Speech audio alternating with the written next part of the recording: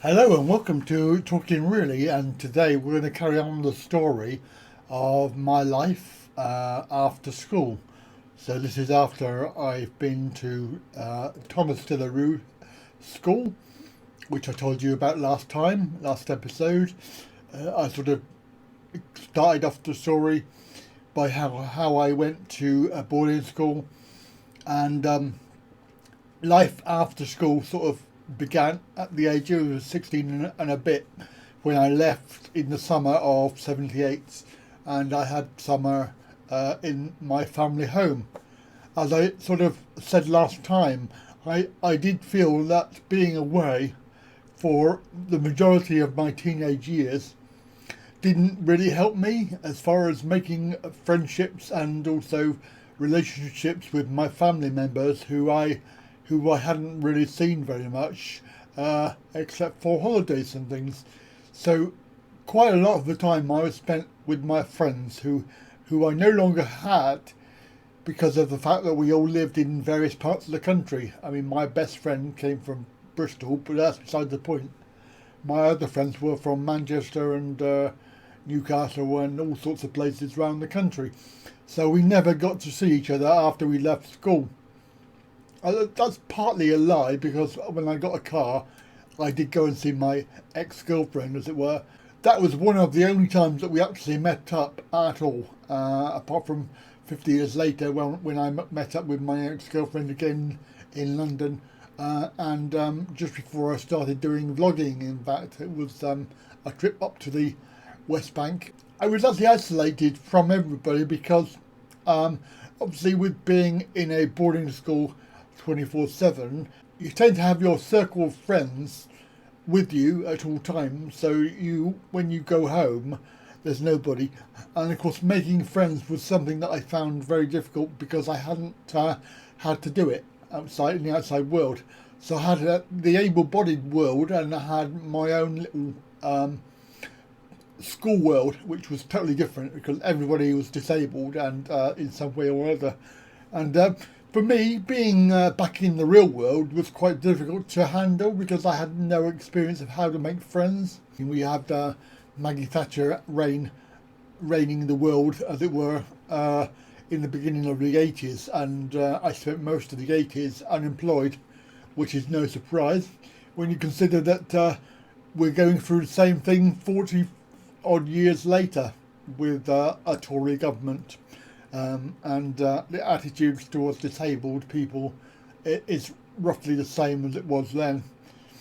I left school, spent the summer, and then I had to think about going to a careers officer who sort of helped me through deciding on what I wanted to do, which was, I was told, wouldn't be possible.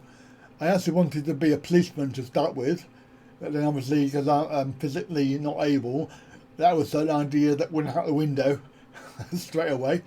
So I said I would like to be a journalist because I enjoyed writing. I did actually enjoy it after leaving school. I did enjoy writing short stories, something like this. So I suggested that I might like to be a journalist and write for newspapers and things.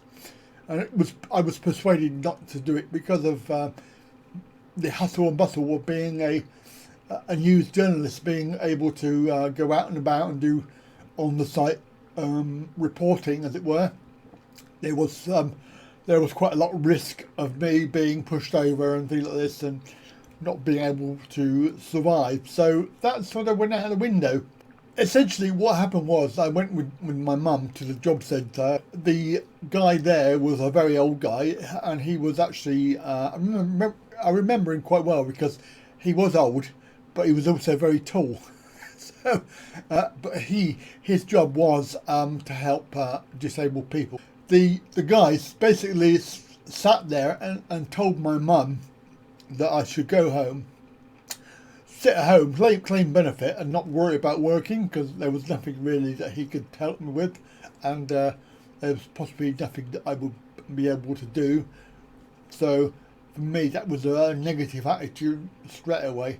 However, the careers advisor was very progressive. I can't remember his name, but he was very, very progressive in his attitude, and he actually got me onto a youth opportunities training scheme, and I went to work for Avon tyres, Avon rubber, Avon polymers, whichever company it was at the time. I'd done all of them. In actual fact, I was working in the office. I had a year. It was actually 6 months, but they extended it because I did such a good job in the first 6 months.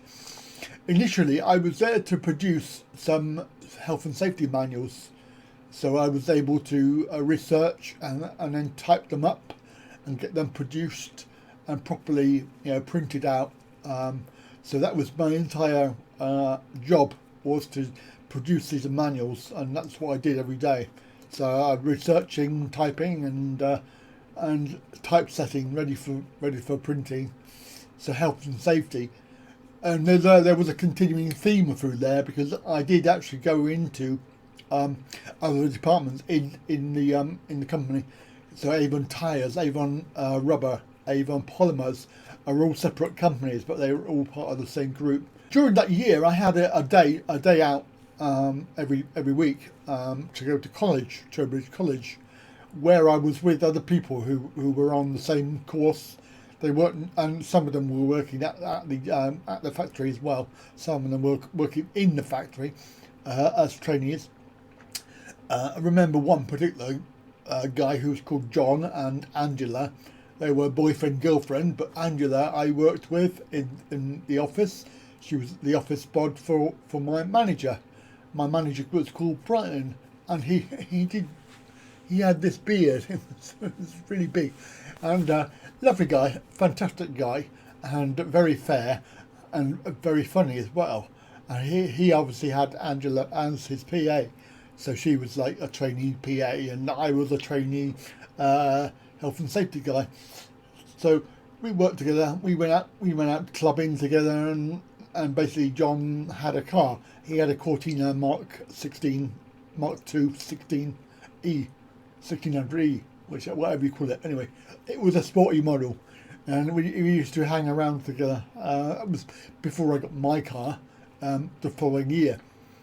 My mum and dad bought me a little a DAF 55, which was the one with the elastic band.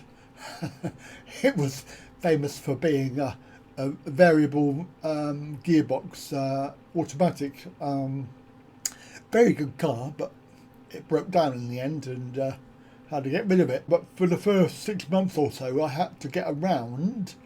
And of course, it was quite difficult because I had to go to work and get lifts into work and things like this. And I had several people take me to work, give me lifts and things, and lifts home.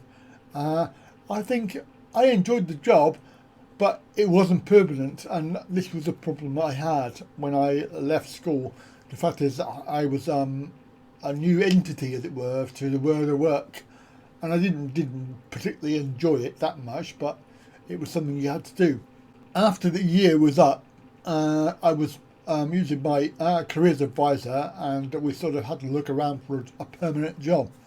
Well, this was 1980, when Maggie Thatcher was just coming into power, and austerity was just beginning. So there were a lot of problems with unemployment growing. So I was very lucky to get a job, which was a job in a warehouse. I was working for a transport company doing the stock control in the warehouse.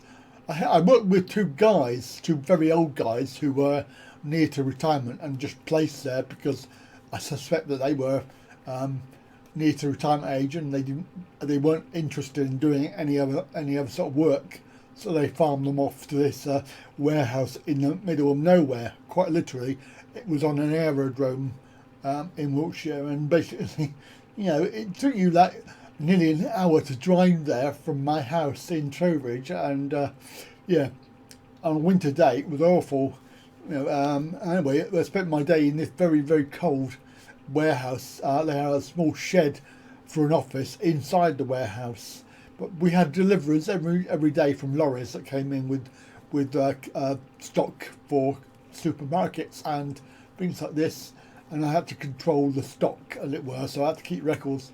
I wasn't helped in any way whatsoever by these two guys who didn't make my job any easier. And I have no idea why they did that, but they were very cliquey. I felt like I was intruding on their personal space, as it were. So I kept myself to myself in the end. The problem is that they weren't helping me, because every time we had a delivery of certain products, they're supposed to give me the figures for how many products there were. But they never always did it properly, and I always ended up having to go and check it out myself. And also I got into trouble one time because they had given me the wrong figures, which I taken as gospel, because you have to trust somebody. But they give me the wrong figures, and of course head office was saying, "You've got this amount," and I was saying, "Well, no, we haven't. We've got this amount." And there was a big thing about that. They came and did an audit of everything, and I almost got into trouble for that. But luckily, I managed to talk my way out of it, because everything else, all of the other stuff, I counted myself, so I knew that was correct.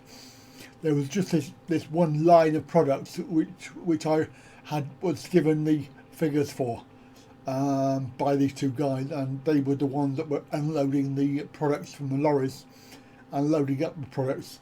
But in the end, the relationship between us sort of disintegrated. By the end of it, I wasn't really that interested in the job.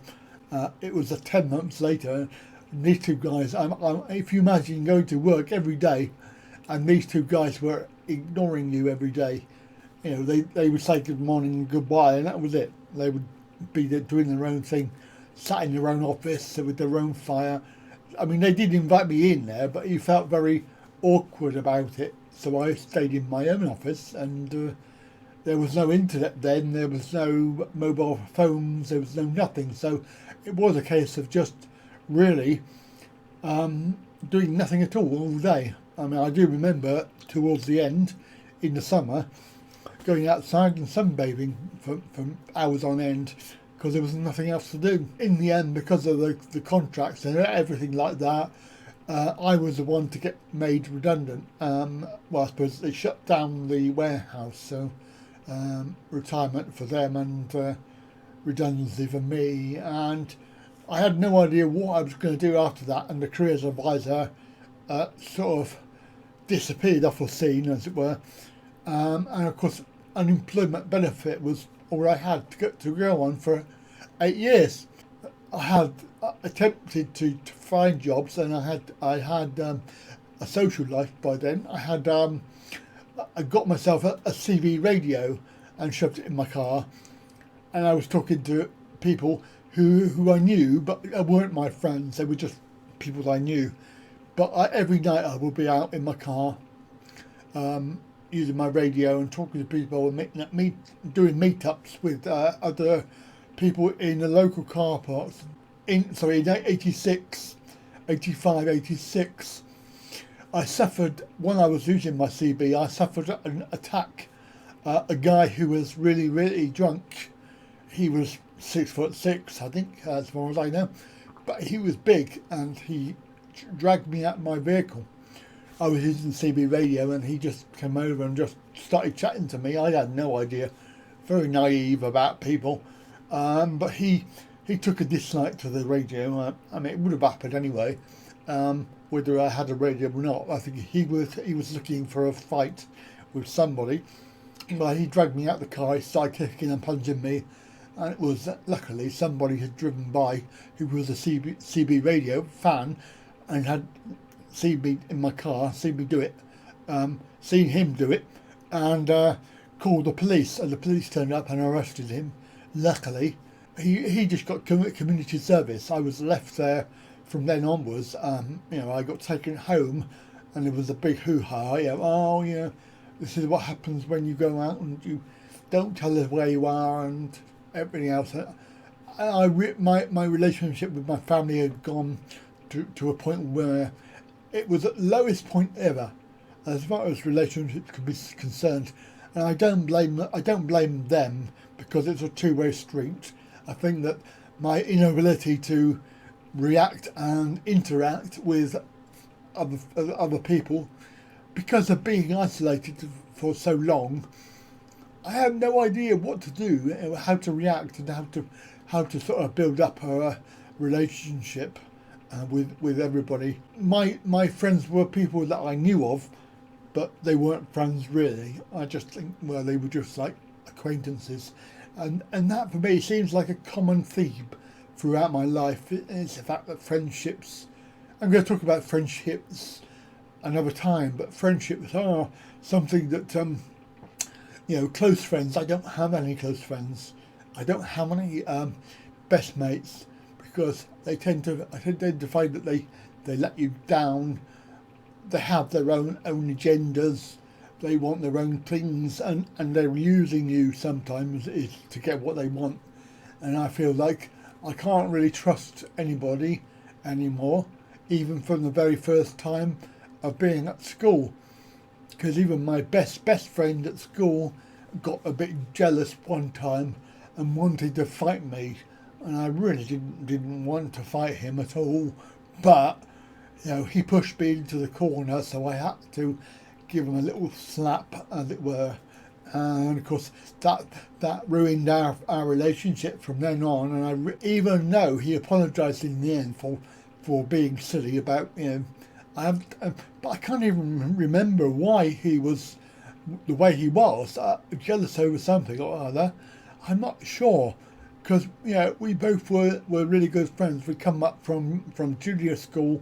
We'd been together for our whole school life, and we were 15, 16 years old, and he just wanted to have an argument, I suppose, just wanted to fight. And then, of course, I found out my girlfriend, who was then, when we left school, we didn't really have a relationship anymore, and I was being used. And in actual fact, I know that for a fact, because when we met up sort of 25, 30 years later, she actually said to me, "I'm really sorry for what I did to you at school." Water under the bridge, as it were, but it doesn't really help you when you're trying to make friends. So I really haven't got any best buddies, because they tend to let you down. And for me, I think that I give more than I get, so I'm very loyal, and I tend to look after the interests of my friend, but I don't look after the interests of me, and I let people walk all over me. And as you'll see from a later episode, a business partner actually left me with £20,000 worth of debt. Anyway, more on that in another episode. We're up to 1988 at the moment, when I'm still unemployed. But during that time, I did run a little mobile disco. Anyway, I'm going to leave it there for now, because that is pretty much everything up until that point. So come back again and you can hear the next episode. Bye for now.